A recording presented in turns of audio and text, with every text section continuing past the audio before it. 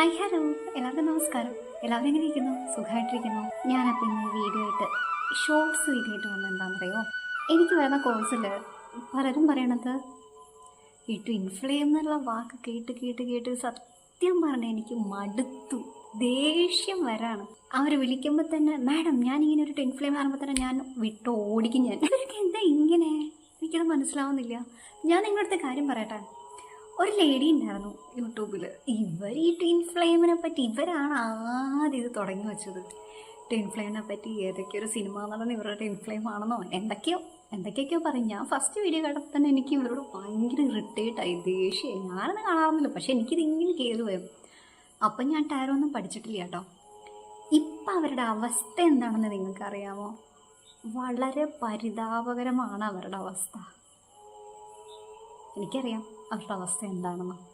അതങ്ങനെയാണ്, കർമ്മ ജനറേറ്റ് ചെയ്യും. ഇതൊരു ബൂമറാങ് പോലെയാണ്. നമ്മൾ എറിയുന്നുണ്ടെങ്കിൽ അത്ര തന്നെ ശക്തിയിലും വേഗത്തിലും നമ്മൾ തിരിച്ചടിക്കും.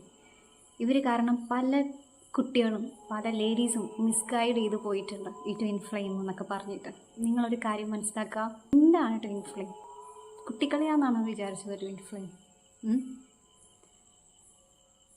ട്വിൻ ഫ്ലെയിം എന്നത് പറയുന്നത്, ട്വിൻ ഫ്ലെയിം ഉണ്ട് എന്ന് വെച്ച് കഴിഞ്ഞാൽ ഉണ്ടാവാം, മേ ബി, എനിക്കറിയാം. എനിക്കൊരു എക്സ്പീരിയൻസ് ഇല്ലാത്ത കാര്യം ഞാൻ എങ്ങനെയാണ് ഉണ്ട് എന്ന് പറയുന്നത്, അല്ലേ? പക്ഷേ ഉണ്ട്, നമ്മുടെ അർദ്ധനാരീശ്വര സങ്കല്പം പോലെ ഉണ്ട്.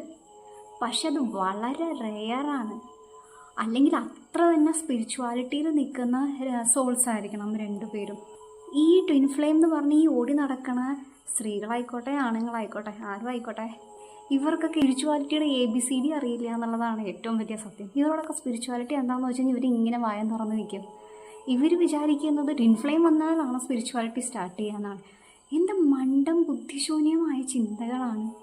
എനിക്ക് നിങ്ങളുടെ അടുത്ത് പറയാനുള്ളത്, ഇത് കേൾക്കുന്ന ജെനുവിനായിട്ട് ഒരു 2 പേര് കേട്ട് കഴിഞ്ഞാൽ എൻ്റെ ഡ്യൂട്ടി തീർന്നു. നിങ്ങൾ വെറുതെ പോയി ഒന്നിലും പോയി തലയിടരുതെന്നാണ് എനിക്ക് നിങ്ങളുടെ അടുത്ത് പറയാനുള്ളത്. ട്വിൻ ഫ്ലെയിം എന്ന് പറയുന്നത് ഭഗവാനായിട്ട് നമ്മുടെ മുമ്പിൽ എത്തിക്കുന്നതാണ്. അതിൻ്റേതായിട്ടുള്ളൊരു വാല്യൂ ഉണ്ട്. 2 സോൾസും അത്ര തന്നെ പ്യുവറായിരിക്കണം, അത്ര തന്നെ സ്പിരിച്വലി ഹൈലി നിൽക്കുന്ന സോൾസ് ആയിരിക്കണം. ഈ കണ്ട സിദ്ധന്മാർക്കും ഈ കണ്ട ആൾക്കാർക്കെല്ലാം സ്പിരിച്വാലിറ്റിയിൽ വന്നത് ഈ ട്വിൻ ഫ്ലെയിം കൊണ്ടാവുന്നതാണോ നിങ്ങളുടെ വിചാരം? എനിക്കത് മനസ്സിലാവുന്നില്ല. ഇനി മേലാൽ ഈ ട്വിൻ ഫ്ലെയിം വെച്ചിട്ട് എൻ്റെ അടുത്തേക്ക് ആരും വരാൻ നിൽക്കരുത്. ഞാനവരെ കണ്ട വഴി ഓടിക്കും. ഓക്കെ, എനിക്ക് ദേഷ്യമുണ്ട് കേട്ടോ. അത് എൻ്റെ ചിരിയിൽ ഞാൻ എക്സ്പ്രസ് ചെയ്യണമെന്നില്ല. എല്ലാവർക്കും നല്ലത് മാത്രം വരട്ടെ. ദൈവത്തെ ഓർത്ത് ഈ ട്വിൻ ഫ്ലെയിം വഴി തേർഡ് പാർട്ടി ലവ് റീഡിങ് കൊണ്ട് എൻ്റെ അടുത്ത് വന്നേക്കരുത്. ഞാൻ ആവശ്യമില്ലാത്ത കർമ്മയൊക്കെ വാങ്ങിച്ച് വെച്ചിട്ട് എട്ടിൻ്റെ പണിയും കിട്ടി മൂലക്കിലിരിക്കാൻ ഞാനിപ്പോൾ ആഗ്രഹിക്കുന്നില്ല. എല്ലാവർക്കും നല്ലത് മാത്രം വരട്ടെ.